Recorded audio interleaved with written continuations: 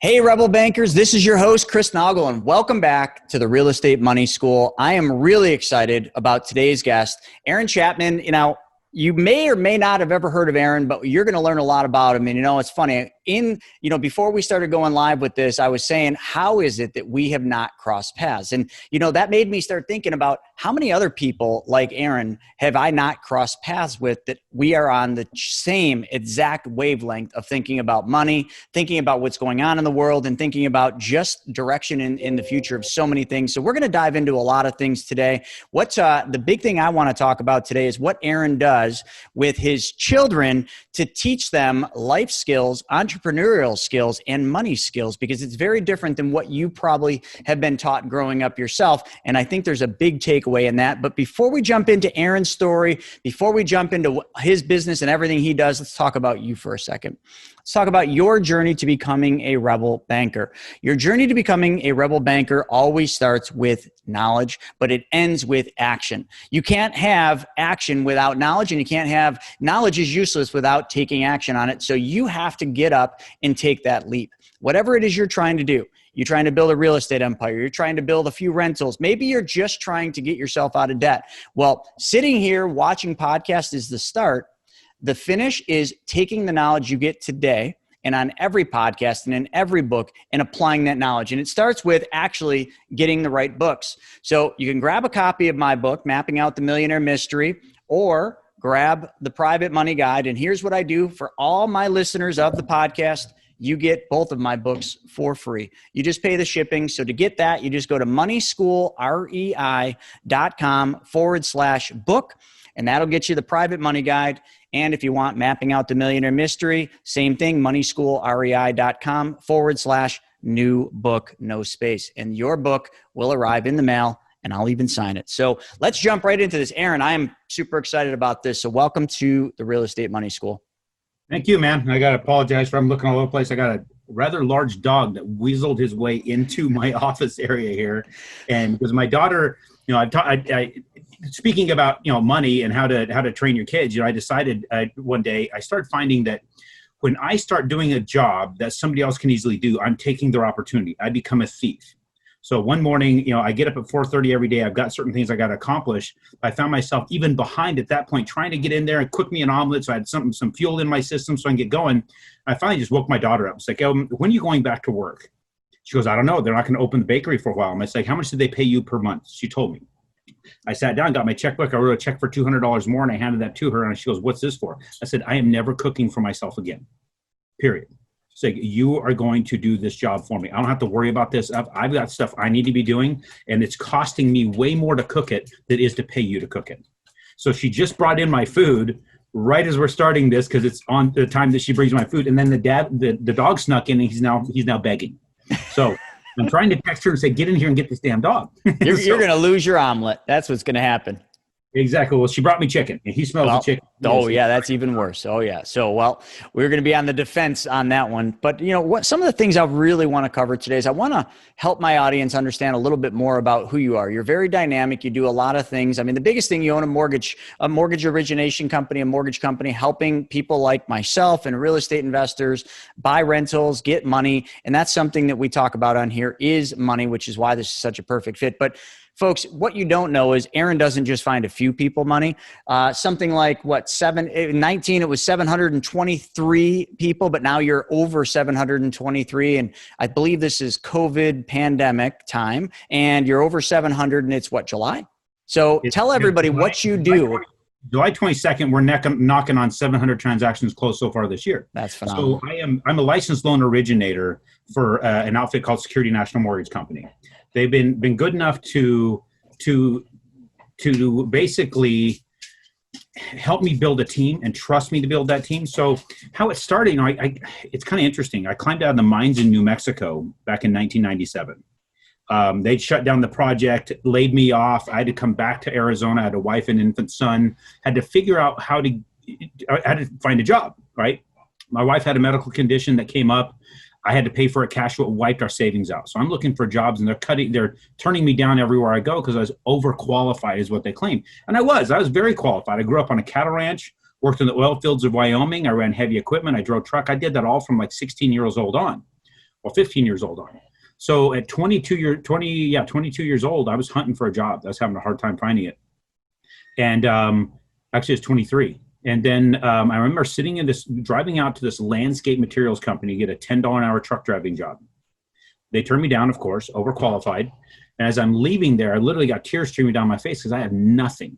I get in my truck to go to a grocery store on the way home with a coupon for diapers because my kid was out of diapers and I didn't have enough money to buy diapers. And as I'm rolling out of that parking lot, my gas light comes on my truck. So I pull up to the gas pumps out in front of the grocery store that I was heading to, swipe my debit card, the only form of payment I had, and I got a decline. So I started rummaging through my truck to find change, and then I decided, and I only found a few quarters, so I started walking that parking lot of that grocery store for a couple hours. And as I found enough change to get 2 gallons of gas, I went in, found the right diapers to correspond with the coupon. So I'm exiting, I go face to face with a guy who used to do all the scheduling work at a company I used to dig swimming pools for like a year and a half before. He asked me how things were going. I explained my situation. He goes, "Hey, I'm doing something different now. Let me take you to dinner and I'll explain it." So he took me and my wife to dinner to Red Lobster with a gift certificate he had from somebody, a client.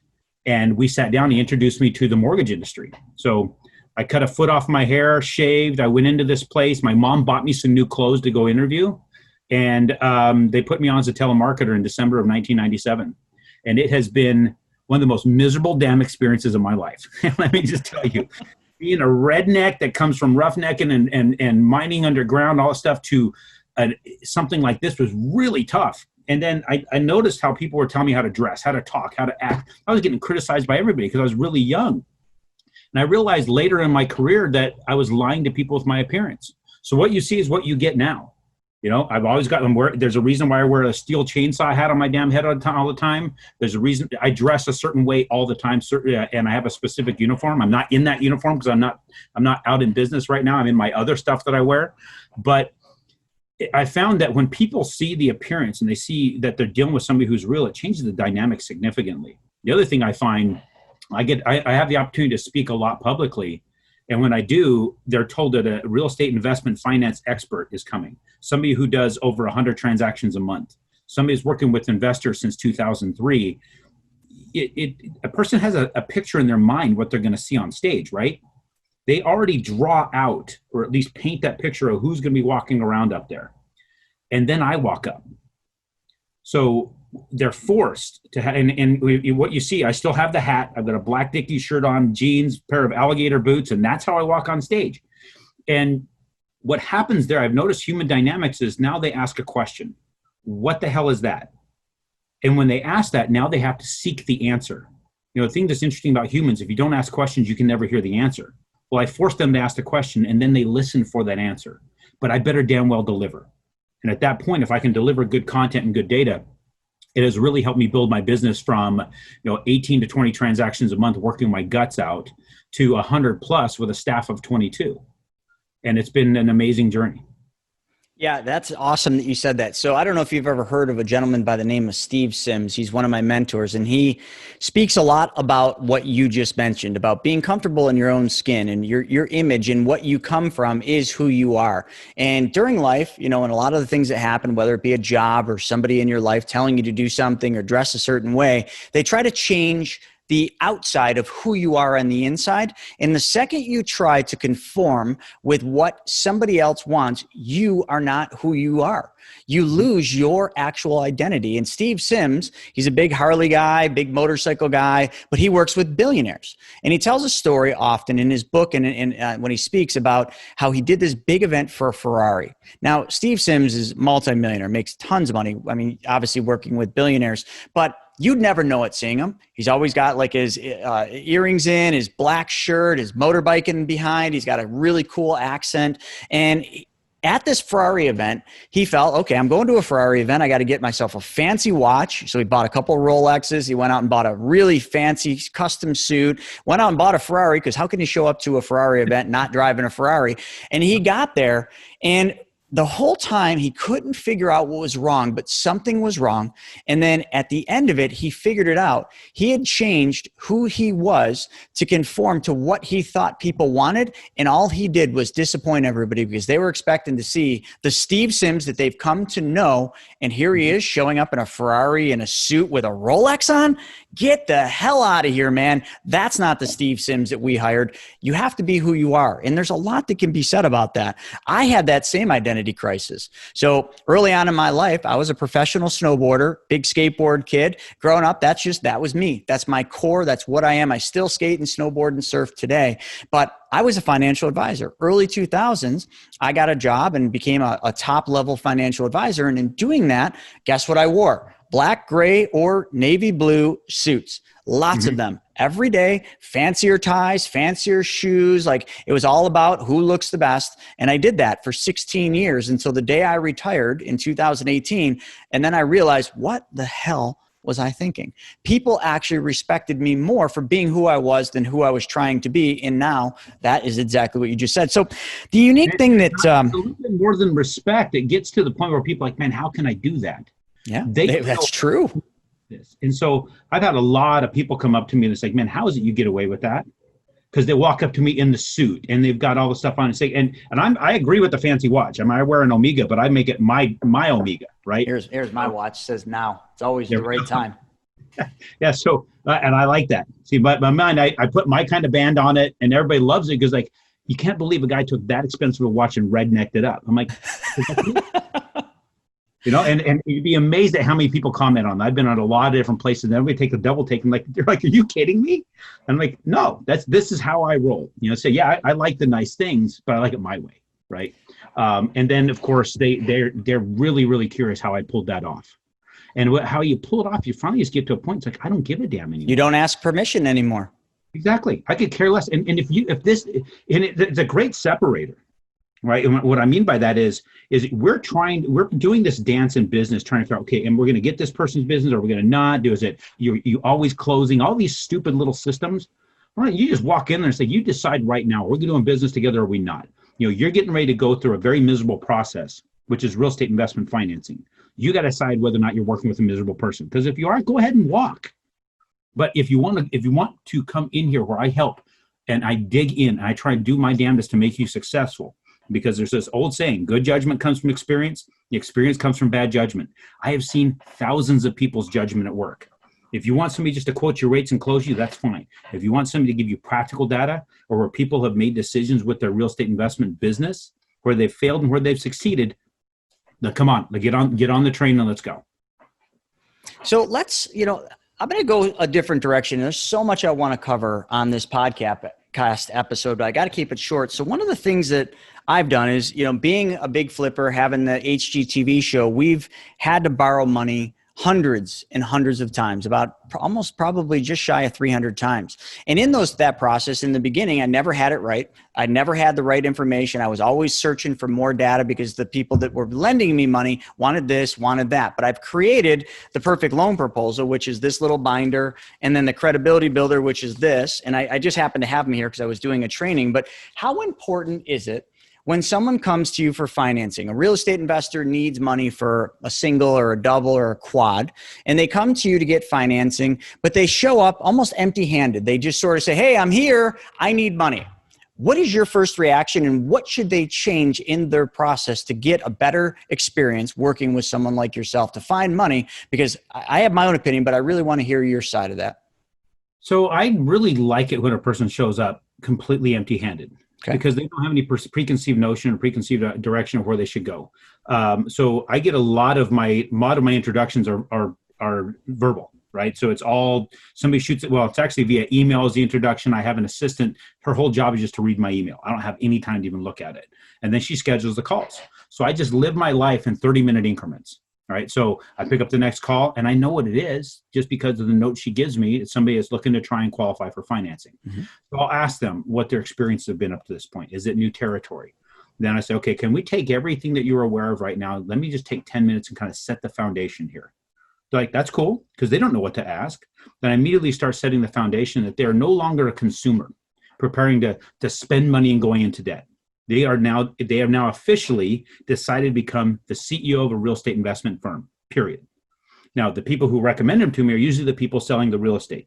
It's most of the time a turnkey deal, right? So they're gonna acquire it, rehab it, manage it, and maintain it. And I said, ultimately, you just hired an operations division, and it might be just a regional operations division, whether it be Alabama or Tennessee or Ohio or wherever it might be.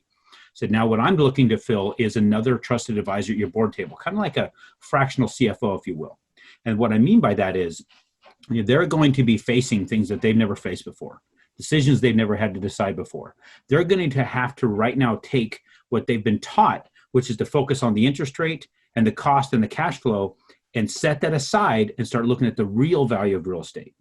Where the real value of real estate, when you're talking about those single families, duplex, triplex, fourplex, is in the loan, not the damn cash flow. The cash flow is the cherry on top of the deal. Being able to buy a $100,000 property with 20 grand. And if you have worked properly as the CEO of your business and chose the right operations people and had it reasonably rented for the entire time you own it, just having somebody else paying off the note before even any cash flow on a 20% down deal would be increasing your 20% by 13.33% per year just because somebody's paying off the note. Then if you get $200 a month in cash flow, we live in an inflationary environment, correct? I would think that's exactly where we're headed in a big way. Well, we're in a bigger way. We're in it there now, but yeah. People right now, they're believing the Fed. And the Fed says we're at sub 1%. Well, when you look at what they're measuring, they don't measure the three main things. Well, at least the four main things that people need to live. What is the four things a person needs just to sustain life? Well, they need food, they need housing, they need shelter, housing, same thing. They need clothing. I don't know if they actually need that to live, but I think we do. What am I missing? So clothing is kind of a shelter. So that falls under shelter. So you got food, water, shelter, and air. So they haven't figured out how to tax air, so we'll take that off the table. Unless you live in California, I think everything you go through in that damn state is because people were willing to stick with that because of the weather. So they're getting taxed for air. Everybody else, maybe not so much. So food, water, shelter. They don't put in food costs into the PCE or the CPI. They don't factor in any energy costs, and they don't factor in majority of housing. So when you consider that, the food index, just the meat index alone, is going up 18% year over year. I don't know what part of the world you're living in, but certain parts of the country are just getting killed by costs just for water. So our energy costs are going way up. If you look at the national average, it's 7.6 to 7.9%, according to John Williams' shadow stats. So if we just factor 7% inflation, we can use that as a metric to go by. So we get to raise rents. National average is 3.6% just in apartments. So if you had a $100,000 acquisition, putting 20% down, renting for $1,000 a month, it's conceivable to be able to raise that rent by 3%, which is only $30. Not a big deal. But when you factor that you were getting $200 a month in cash flow year one, now it's $230 year two, that's a 15% increase on your cash flow. But then the real sexy part comes in when you realize that they're not going to raise the payment on that loan. So if you paid that loan for 30 years, just the minimum payment, $405 a month, you would pay somewhere right around $165,000 between principal and interest. But when you recalculate every dollar's value as it leaves your hands over that 30 years, you're paying just under $61,000 in actual dollar value. That's an interesting way. You need to leverage high, leverage long, and pay off slow. This is Aesop's fable with the tortoise and the hare kicking ass. I love that. Yeah. And I advise and mentor people on money all the time. And the one thing I tell them not to do on their rental properties, don't pay your mortgage off. Don't spend all this extra money paying it off. Take the cash flow and do something else to make more money with it. Increase your portfolio, build on your portfolio. And you know what? I've never heard somebody spin it the way you just did, but I love that because you're factoring in the inflationary, effect of how that's going to be impacted. So really, when we think we're paying this much for the mortgage, really you factor in the cost of dollars, you're paying a heck of a lot less for that. Oh, significant. And those aren't my numbers. That comes from the professor of accounting at Kennesaw State University. He heard me on a podcast and he loved the way I presented on the podcast. I just didn't have the data to back it up. So he built me a tool to actually create the data. Wow. That's awesome. You know, we offline, we were talking a little bit about money, and we were talking about how our entire lives, we've literally been taught to give up control of money. But that brought up an interesting thing that you really told a great story on. And it's not so much about the control of money. It's just, you know, you referred to money, not as a tool, but you referred to it along the lines of a flowing river. Can you talk to my audience a little bit about what you were describing in that flowing river? So I discovered in my life, because I come from a very, very frugal family, right? My dad was, he tried to hold on to every cent that he could because he needed to be sure that he was safe for tomorrow. And I realized that a lot of the Americans today are using tomorrow's dollars to pay yesterday's bills. It's an unfortunate thing, and we're chasing money. Well, I came to this conclusion in life after I was forced to build my business and spend a lot of money to build up the growth of the business for the future. And I realized money is a natural resource. And it is a lot like a river. If you see a riverbed flowing, you know, a lot of these rivers, these big major rivers, they will shrink and they will grow and they'll contract, but you never run out of water, right?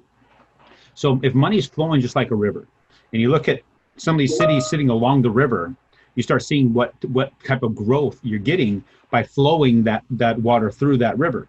And you're fueling industry, you're fueling society, you're building things with it. But the second you try to dam it up and block it off somewhere and there's no flow, it becomes a swamp. And a swamp is full of nothing but deadly parasites. It's full of all kinds of bacteria that will kill you if you try and swim in that. So I would much rather have a resource that continues to flow and be able to pull off what I need when I need it, but continues to flow and build and build other people. So as you realize that, you come to a realization that, even greater realization that the more I try and do, as far as the day-to-day job in my business, the more opportunity I'm stealing from somebody else. Now, it's very hard to make that transition. It's hard to walk away from like hiring somebody just to read your emails, hiring somebody to schedule your calls, hiring somebody to take the phone calls. I've got somebody else, I described what I did with my daughter, hired her just to cook my meals, right? Things like that. And what it is that is a continuance of the river. The river continues to flow. Now my banks are expanding. The more I'm handing off, the more capable I am to continue to build the business even bigger. And when I come to that realization, it went from 3, 4, 5 transactions a month to 10, 12 to really starting to grow it to now it's 100 plus. We're going to be hitting, I don't think it'll be really long till I hit 200 loans a month, because of where we're going with this. And it all has to do with creating opportunity. So my opportunity, creating jobs for other people, is creating the opportunity for me to build up more people's businesses. There's a lot of people out there right now would love to get into real estate, has no idea how, and they talk to a bank, and a bank says, well, you can't do that loan. They throw up all these restrictions, and all they do is just feel like they can't accomplish it. I have an absolute duty to become the most well-known person in my space, so I can take all these people that are running into roadblocks and help them know those roadblocks are fictitious. Most of your banking entities out there, when you're thinking about conforming lending, they don't understand what they have available to them. So they have stifled other people's ability to grow. My job is to let them know you can grow, and here's how you grow, and grow with us. And if they grow with us, then now what do? I create more opportunity and more jobs. I create more clientele. I'm not competing for clientele with my so-called competitors. I create my own clientele so I don't have to compete with those guys. I love that. And, everybody listening, you constantly hear me talking about one of the things you want to do with money is mimic what banks do, and banks move money. Well, think of that in relative to money being a natural resource and flowing like a river. A river is moving. And we use the same analogy, when we're talking about, a stagnant pond. Your money not moving, which is what you've been taught to do. You've been taught to park your money and just let somebody else manage it. That is a stagnant pond. And you wouldn't eat fish out of a stagnant pond. You'd rather go to that fast flowing river where the trout are swimming, the salmon are jumping, and eat those fish because they're a lot healthier fish. When you eat fish out of a stagnant pond, you get parasites. It's dead. Okay. Everything in there is dying. Is your money dying, or is your money flowing like a giant free river? That's a great question. Definitely dying sitting in a bank account, because That's we're getting for sure. 0.03%. I'm guessing. I don't even know the number, but we just talked about inflation. Inflation is 7 times, probably more than that, right? We're probably talking somewhere in the range of about 18 times more than what you're getting on your money. Your money is shrinking as it sits there, and the people who are convincing you to keep it there are using it to grow it on your back. Mm-hmm. And the best thing a person can do is start figuring out what do they have to do, where can you go, build alliances with the right people, and it has to be with the right people, right? If you're trying to build alliance with other predators, humans are the apex predator, right? No other species preys upon humans except other humans. You got to be aware of who you're dealing with. That most people are predators out there in business. They can't wait to take your money and work it into their pocket and grow it for themselves. The job that I have figured out with this is that if I earnestly seek to grow somebody else's money, mine just grows as a result. I look at it kind of like the gold rush of the 1800s. Did you ever hear in the history lessons who made the most money during the gold rush? It wasn't the people mining the gold. I know that. No, it was the guys selling the picks and shovels, the outfitters. They made the most money. Well, that's me. I'm an outfitter. You're an outfitter, right? We're helping people to get the right tools to go mine. But I am very, very, very interested in where they're sinking their pick and their shovel into the ground. Because if they're not hitting gold, those things just become gardening tools, and that doesn't do anything for me in my business. But if they find gold and they find enough of it, they need trucks, they need personnel, they need heavy equipment. And I pray to all things holy, they need a freaking train to haul it all. Because if they do, who do they come to get that? You. So I become wealthy as a result of their wealth. So I have a huge interest in making them wealthy. And because of that interest that I created in 2009, where do I sit now? I'm very, very, very blessed. And now the tough part is once you make it, you got to keep it. And so I'm constantly up very, very early, and I go to sleep late, and I come crashing to a halt, sometimes fall asleep where I'm sitting because I'm trying to shake my ass like I'm late on rent. That's the way you got to do it. It's absolutely the way you got to do it. And, Zig Ziglar, one of the greats, said, if you help enough people get what they want, you too will get what you want. You just described that exactly. And there's so many things that can be said about that. It's a universal rule. I mean, you have to give, you have to help other people solve their problems. And if you do just that one thing, you become wealthy beyond belief, or whatever it is your goals, you will have what you want. But you can't have what you want if you try to keep it all yourself and you try to be greedy with it. You have to help other people get where they want. I love the picks and the shovels and everything, like the outfitters. They're the ones that make it happen. But again, if that other person that you give or that buys that pick and shovel and axe or whatever it is that they're buying, if they don't know how to use those tools, it's worthless. Start digging some holes for some flowers, and hopefully you plant a rose and you water it. Yeah, and if that's all you can do is water roses, then we're not going to have a long relationship. No, you're going to be a florist if you're lucky. Best thing I do for you, let you watch the YouTube show and buy the books. That's about it. Yeah. So one other thing too, we talked offline about that I really think is important, and I've never discussed it openly, probably because I'm a new father. So I've got an 8-week-old daughter at home. You've got, how many children do you have now? I have 4. You have 4 children. What's your youngest child's age? 13. 13. Your child, what's he or she? She. So I've got 3 girls, 1 boy. My boy is 20. Okay. He's 22 now. So I got 22, 20, 18, and 13. Okay, so you're 13-year-old. My wife are yet to discuss having children. They started showing up. I just showed up to the front door. But you do something unique, and I read this in your website, but we talked about it. And how do you teach your kids to not basically fit into this system that everybody else wants to fit in, because that's what we're taught? How do you teach them to be good entrepreneurs, good, I don't want to use servants, but good stewards of money? And how do you teach them how to do all this at a young age in a world where literally, I don't even know what to believe anymore? Well, people don't like to talk about money, right? There's 4 basic things that people don't like to talk. There's politics, sex, money, and religion. People don't talk about that. Well, you have to start getting real with your kids and start talking with them about things. So I'd heard I'm a very religious man. I heard one of the religious leaders that I subscribe to was talking, and he had mentioned how he went off on a business trip, and he kind of felt kind of funny as he was traveling. And he got to his first layover. He got off the plane, went to a hospital, got checked in. They checked him out and said, "You're good. You're fine. You're good to go." So he went back to the airport, took a little bit later flight. He and his wife in the air had the captain come in over the speaker, asking him to hit his call light because they needed to talk with him. Flight attendant came over and explained to him when they land, they're going to hold the plane and get him off immediately because there's an ambulance waiting for him. So when they landed, he gets off the plane, gets met by paramedics at the gate. They haul him straight to an ambulance, get him straight to the hospital. He had 2 surgeons waiting. He said he's basically had a pulmonary embolism, and they need to operate immediately. And at that point, they said he was misdiagnosed at the last place. And they asked him, he says, is there anything in life you need to consider? Now is the time. So that hit me really hard. And it actually hits me hard now to even think about that, because I got these 4 kids and I got things like, what do they know about life? What would happen if me and my wife were on the flight and it went down? Because I traveled a lot at the time. At the time, I got 1.2 some odd million miles really saved up with American Airlines right now, because I'm constantly in the air. This year I haven't been. So I sat down with my kids. I told them that story. I said, well, guys, what do you need to know? And like, well, we don't know. And it's one of those we don't know what we don't know scenarios. So what I did is I just decided to crack open the books. I showed them what money we had where, what investments we had where we were investing and why. And then I showed them my income. And the only drawback with the showing of my income is they all almost in unison said, then why the hell do we live here? So, I got to saying, it's like, you're not going to have a different lifestyle than I had growing up. I grew up in some pretty humble circumstances. I mean, my parents took very good care of us. They gave us the best they could of everything. They worked their guts out. But I didn't want my kids to experience anything different. I said, later on, when you all move out, I'll buy that castle on the hill. And when you come visit, you'll meet me at Circle K, you'll put a hood on, and then you'll come up. You're never going to know exactly where it is. I'm just showing up overnight.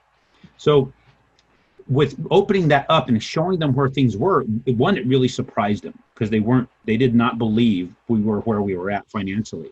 And then I wanted to talk to them about the investments and why I invested in those places. And then said, going forward, we're going to have a family board. Now, we haven't invested as much lately. We've talked about our kids with certain things since those meetings. After the first of this year, I've kind of paused on a lot of it. And what I did was we're buying 2. We just bought 2 investments in the last month.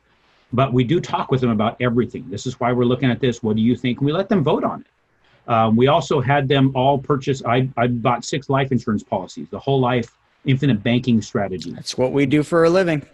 Yeah, I love that. I love that concept. And I think that that's the greatest concept in the world for people. Right, because you believe in the river flowing, and that's the only vehicle on earth that allows you to allow your money to move while it still continually earns uninterrupted compound interest. Exactly. So what we did is I took my first policy I purchased was $90,000. I pulled 85 out of it, put it to work in multiple properties, took the cash flows and 10% of my income, which is what I build with, and I paid that down. As I'm paying it down, it went from $85,000 balance on that to 55. I pulled that 30, bought another one. Now the velocity is growing, right? So we can actually deploy more and more and more and more. We went from 5,000 deployed to over $250,000 deployed in less than 2.5 years. Yep. And since I have a policy on each one of my children, and they're all part of the trust. Now my children have to put aside 10% of their income every month to prove that they are on track to do what we need to do. So then when they get married, them and their spouse both get policies. I will help fund their policy right out of the gate. And then they have to maintain that policy and show if they're maintaining it. As long as they are, they will continue to be part of the trust. When they stop and they fail to stay on that trajectory, I take what would have been their part and I dedicate it to someplace else. So I told my son, he's a vehement, very, very vehement conservative. I told him, if you don't follow your part, I'm going to give every single cent that you think that you would get to the good Democratic National Committee. I will let you fund social terrorism. Oh boy. He gets hot and pissed and he's like, here's my money every month he's showing me. He wants to be sure he's on top of it. So it really just got down to cracking open the books, let them see, let them understand. And I think there might be a lot of people out there, they're like afraid to show what it is because they haven't been good stewards. Well, what better way to become better stewards than to actually expose yourself? Show where you then ask your children, hey, what do you think we should do? Work together. I'm buying the house next door. So now I live on acreage now. I'm going to buy the house next door next month. So we have now 3 houses right next to each other so I can bring the family closer. I want my kids to be right next to me. I want to be able to build up our family unit for the future because ultimately the future is uncertain and it could get out of hand. Yeah. And I want to be able to be as close to my kids as I possibly can. So folks, one thing I don't know, most of you probably don't realize what just happened. Aaron, before we got online, I asked him, I said, do you know what I do? And he says, I haven't had a chance to really review or look at what you do. So in a natural conversation, we're talking about money moving. We're talking about the flow of money as a natural resource in a river. Then we're talking about stagnant ponds. Then we're talking about, teaching your children to be good stewards of life and money, and teach them how to actually, learn how to live in a world such as this, where we're really being stripped of most of our controls, and they're definitely trying to take even more from us. But one thing you just heard him say, whole life insurance. You heard him start talking about the one thing that I talk about every day, every single waking minute, and I teach people throughout the country and throughout the world how to use the infinite banking concept and privatized banking to change their life. Aaron had no idea that was my business. He had no idea that's what we do as a company with the money multiplier. But yet I keep telling you that wealthy people, successful, wealthy entrepreneurs are using this system, and they're using it, but they're not really out there telling everybody about it. That's why it's always been a secret of the wealthy. Here you have somebody that's ultra successful, that's ultra, good at using money and controlling his money clearly. And here he is using the same exact system that you keep hearing about over and over. If that doesn't just start connecting the dots for you, I don't know how many more people I need to bring on this show that don't know what we do and ask them what they're doing with money. And you'll find that it's the same thing, because it is the only way that you are going to truly be in control of your money and move money. And I thought that was fantastic that you said that completely organically. Let's talk a little bit about some of the other things you do. We could talk money till we're blue in the face, but I think we've kind of hit that. And I definitely want you to tell everybody a little bit more about your business, because I can tell you this is the Real Estate Money School. So I don't know if you connected the dots, but real estate and money, that's your business, and people need money and they need you. But before we do that, you do some other things that I really, really loved. You volunteer. Tell me a little bit about why. I mean, you're so busy. You're traveling all over when we're not in COVID. You're on the phone in 30-minute blocks, much like I am talking to people. There is no extra time, but yet you find time to go out there and volunteer for it was the sheriff's office, I believe, volunteer rescue unit, which I'm sure you're going to say. But you also have a new endeavor that you're doing where you're actually taking people out in rock crawlers to kind of get to understand people, because you understand some things. Can you talk about those two things? Sure. So, 2008, we all know what happened in that whole crash, right? So August 8th of 2008, I needed to get my head clear. My business was still working. It was not like everything was falling apart, but I had a lot going on. So I jumped on a bike and was heading out of town to go ride through New Mexico. I was going to meet some folks. 15 minutes into that ride, somebody flipped on their blinker and was coming into my lane without even looking. So I looked, there was nobody next to me. I hit the throttle to get away from them. I was already doing 78, 74, 75, something like that. I hit the throttle on that bike, and they accelerate pretty quick. I was on a Harley Road King, and as I leaned that bike to get away from him, somebody just started to pass me. I clipped that person's bumper, right? So I'm leaning to get away from him. I clipped her bumper, and I went flipping at 80 plus miles an hour. Oh. So shattered both my legs, collapsed lung, rib cage, because when I flipped, I used to race mountain bikes. So I instinctively tucked and took the impact with my right shoulder. But what an impact did, it hit so hard that it shattered my collarbone in 4 places, then rib, right? It's just breaking things, and I wore my helmet like the second time in my life. And I had a t-shirt on and jeans. That was it, motorcycle boots. And all of you ever been to Arizona in August? This was 12:24 in the afternoon, August 8th. I'm 120 in the air, 200 plus on the pavement. Oh, I laid there and I baked on that pavement until they could get the paramedics there, who had to go.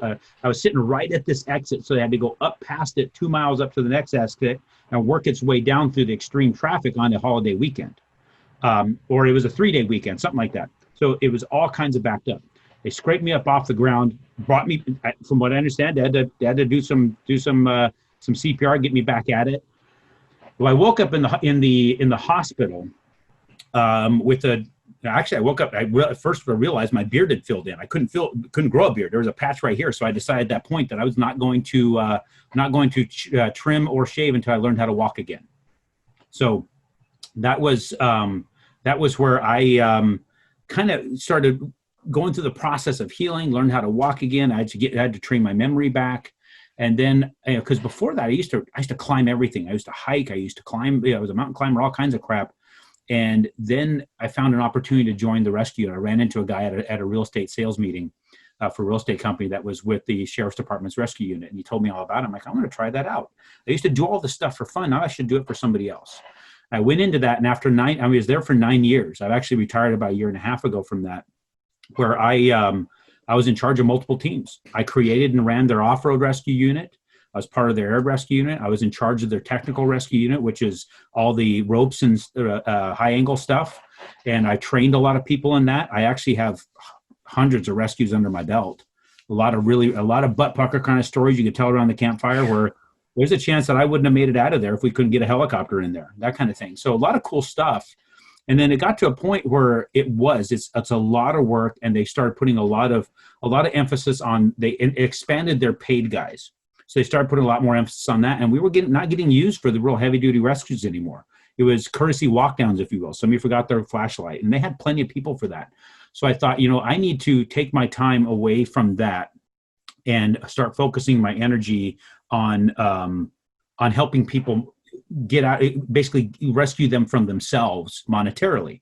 So I started really pouring more energy into what I'm doing. And that's when I started growing from that, 40, 50 transactions a month to 70, 80, 90, and 100 when I really started putting the energy in here.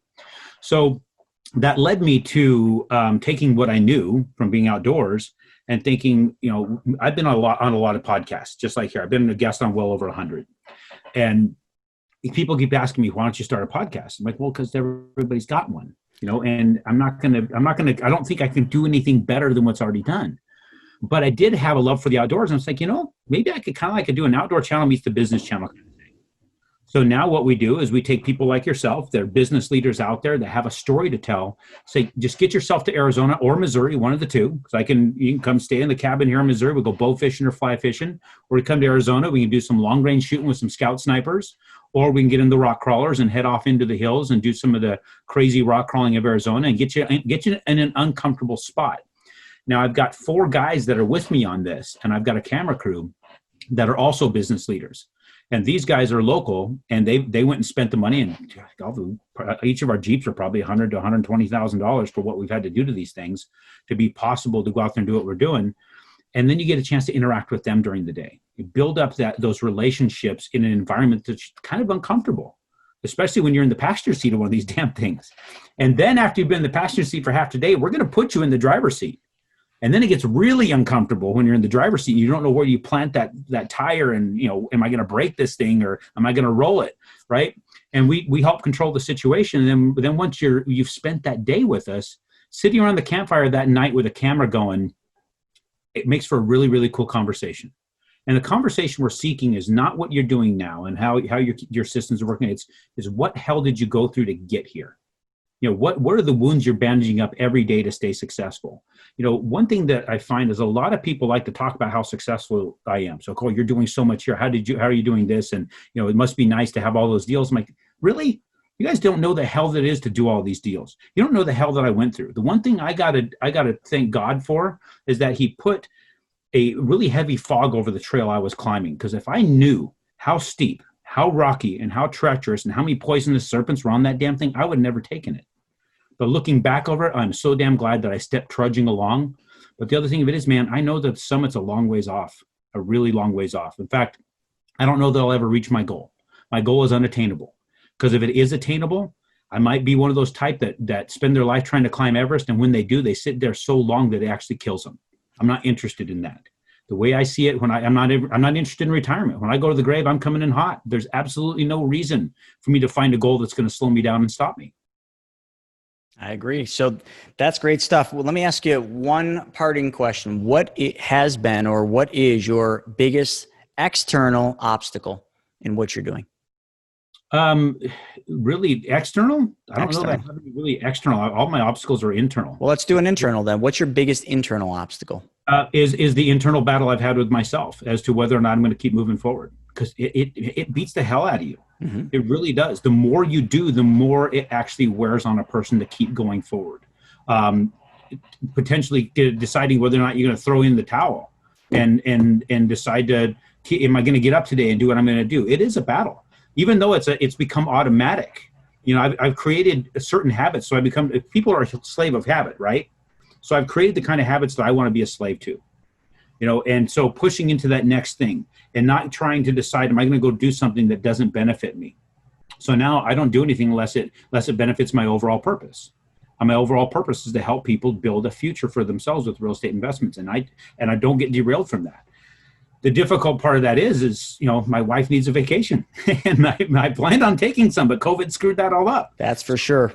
It's going to be 2 years before I'll get a break, but that's where the battle is. And as far as anything else externally, there is no real battles externally. It's just overcoming the difficulty and realizing those difficulties. When I started realizing any difficulty that I've got, and there's tons of them, right? It could be staff, it could be business stuff, it's the market, it's all those things. You just find that once you realize everybody's got the same problem, how are you going to attack that problem differently than the next guy? Well, depending upon the problem, they might just not attack it at all. They're just going to lay back and say, well, there's nothing we can do with that. I'm just going to sit here. Well, you just get up and keep hammering it. Eventually you make it through while they're still sitting there. So I know that there's this big ominous foot that's trying to kick our ass every single day. We're just trying, all we got to do is try and stay ahead of that foot. And every now and then you're going to get caught and you're going to get knocked down. Now, if you get back up and get moving again, you'll realize you put a bigger gap between you and the foot because it propelled you a little bit. Don't stop. And it's the one thing I have to keep telling people. That's the one thing that I got to battle with is stopping. You can't stop. And the second you do, you're going to get overtaken because life moves past you. So don't lay there and lick your wounds. Even if you have to stumble for a little while, keep moving forward.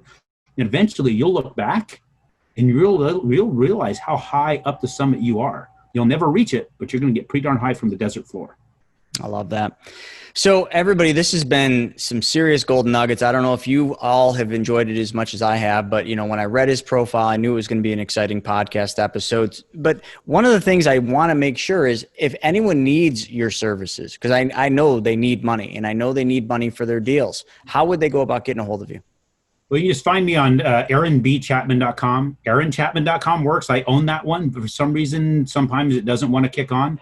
So B is in Bravo. My dad was military, but didn't give me a middle name as Bravo. So aaronbchapman.com. The other thing is you can go to Amazon. I've got 4 books out. It's the Quit Jerking Off Initiative. So and I have that's the YouTube channel that's following along with this is the Quit Jerking Off Initiative because that's what people need to do. They need to quit it. They need to go about their life and start moving forward with some sort of purpose. And each one of these books, they're only 30 pages each. I did write over 300 pages, but I'm breaking it down to one topic at a time, the size of a chapter. I'm wrapping it with a cover. I'm getting it out. There's 4 of them out there right now. You can look it up as the QJO Initiative. I don't take a dime from it. I'm fueling other foundations with it. Cerebral palsy, veterans housing, and I don't know if you ever heard of Operation Underground Railroad, but yes, human trafficking, it's huge thing. My wife is a major supporter of that.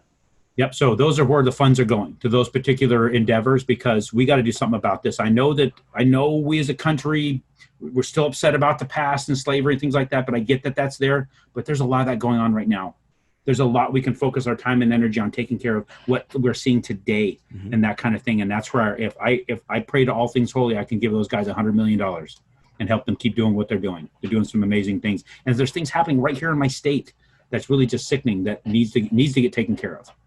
Well, I love that you're doing that. Again, going back to the universal law, if you give, that's what the most important thing is. And you need to give more, and don't ever come up with excuses. Oh, when I have this happen, when I have that happen, then I'll do this. No, just give now and it will all come back. And it doesn't mean it's going to come back monetarily. Maybe it's a front row parking spot at your local restaurant where you can never get front row. That's just the way it works. Aaron, it's been a real honor having you on the show. And, I hope everybody got a lot out of this and reaches out to Aaron to get copies of his book, and just to work with him for money. I mean, you need money for your deals. So this is your guy. So folks, I appreciate you letting me on, Chris. Thank you very much. You're very welcome. So with that, folks, thanks for joining me for another episode of the Real Estate Money School. We'll see you on the next episode.